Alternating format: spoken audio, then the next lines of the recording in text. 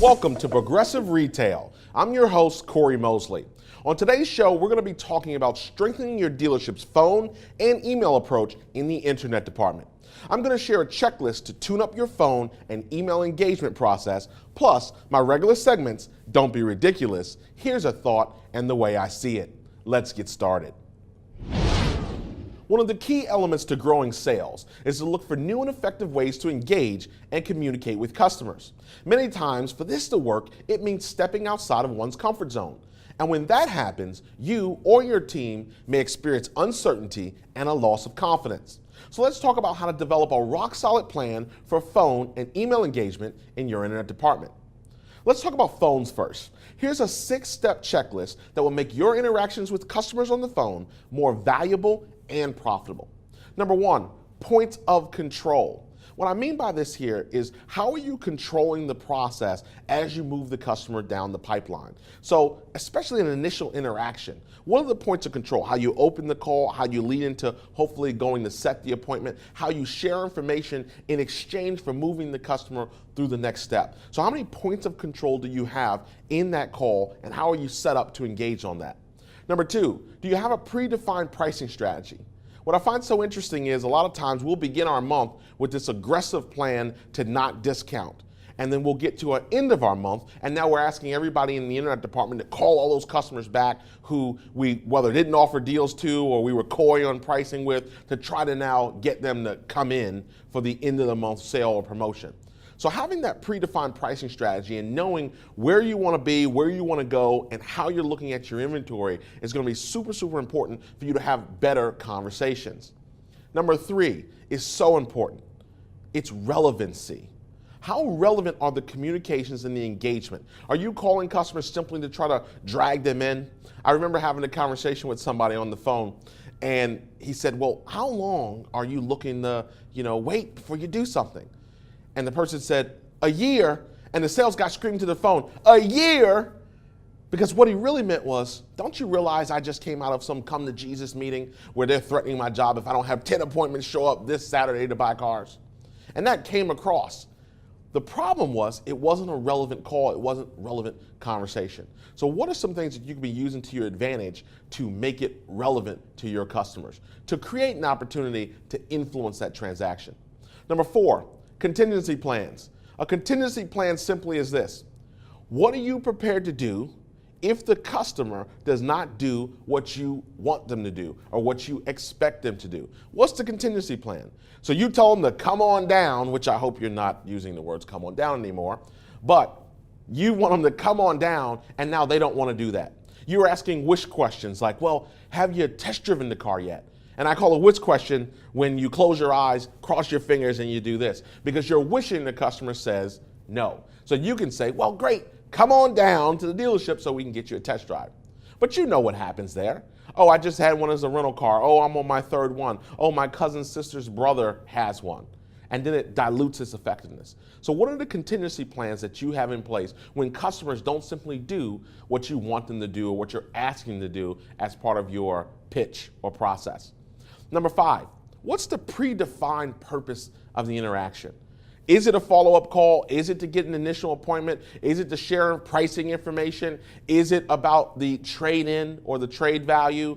What's the predefined purpose?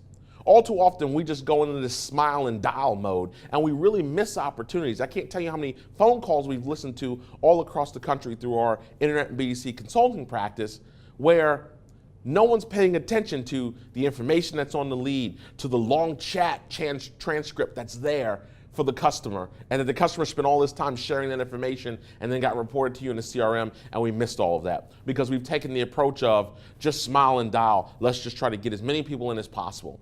It's kind of like the old method of coming to the desk where a sales manager will say, I don't want to hear anything you have to say about your experience working with the customer who we're trying to sell. I just want you to go back and say this or do this. It's a little bit outdated, in my opinion. So predefined purpose in the interaction. And number 6, I always recommend non-price related lead-ins.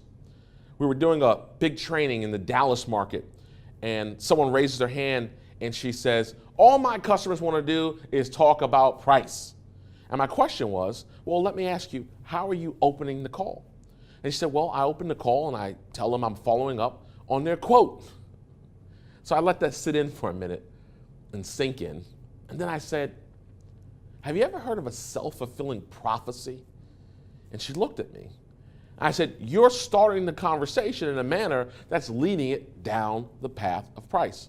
So I want to find out things like, have the customer ever bought a car online? What did they like most? What did they like least about their car buying purchase? What are some questions other than simply, let's get to the numbers? Because in most cases, as you already know, the numbers change or are irrelevant to what they've even thought they wanted. $24,995 means nothing to a payment buyer. So just some food for thought. Now, let's move to talk about email communications. Number one, quality branding.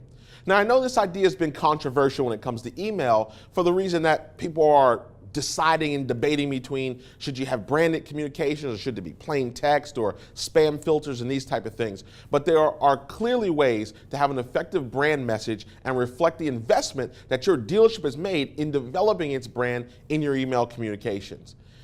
You want to set the standard. You want to influence the customer's buying decision, especially in this competitive marketplace.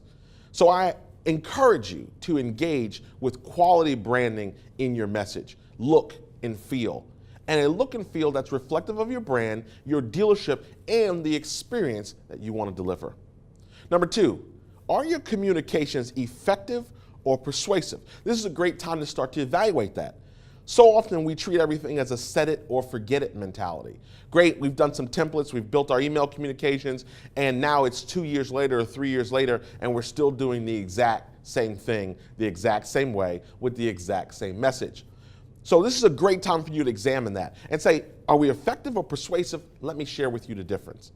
Effective communications explain, persuasive communications sell. So as you read through and possibly get a second or third opinion on some of your email communications, ask yourself, are these simply effective or are they persuasive? Number three, relevancy. You remember that from phone. There's a trend here. You have to be just as relevant when you're engaging on a telephone as you do when you're sending out email communications. I can't tell you how many lists I'm on at dealerships where it was a new car mystery shop. Now I'm getting service-related emails. They want to winterize my car, and they want to do a summer coolant change on my vehicle, and I don't even own a car from the dealership yet. Someone said, great, email everybody. And that simply can't be the approach to being effective in creating influence. Number four, proper grammar usage.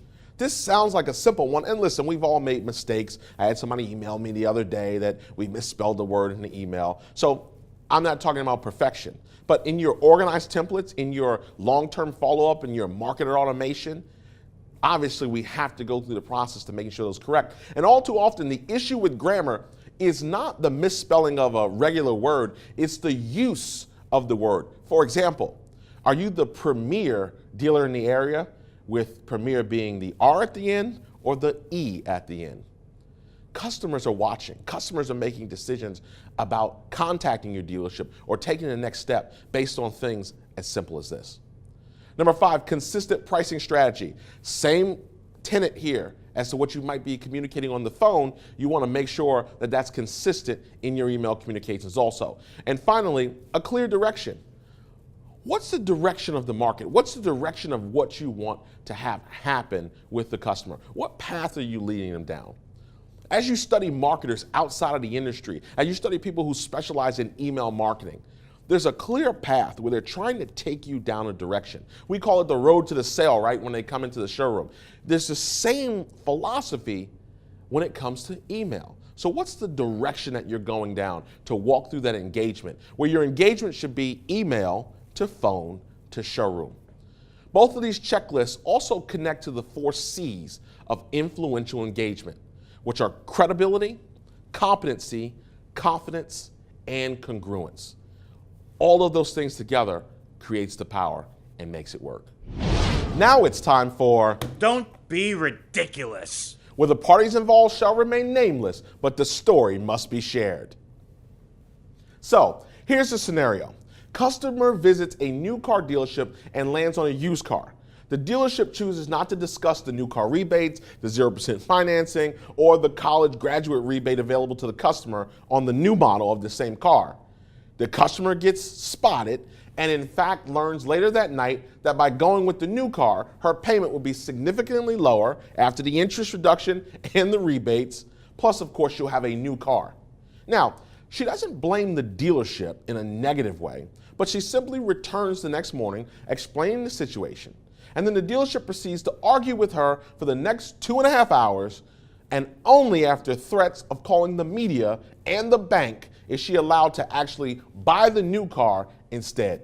To that, I simply have to say, Don't be ridiculous. Now, if you have a Don't Be Ridiculous story to share, please email us at cbtshow@corymosley.com.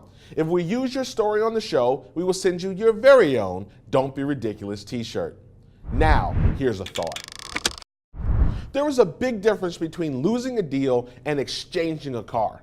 It's amazing to me how many managers preach how it's just about moving metal and then become emotional about one deal.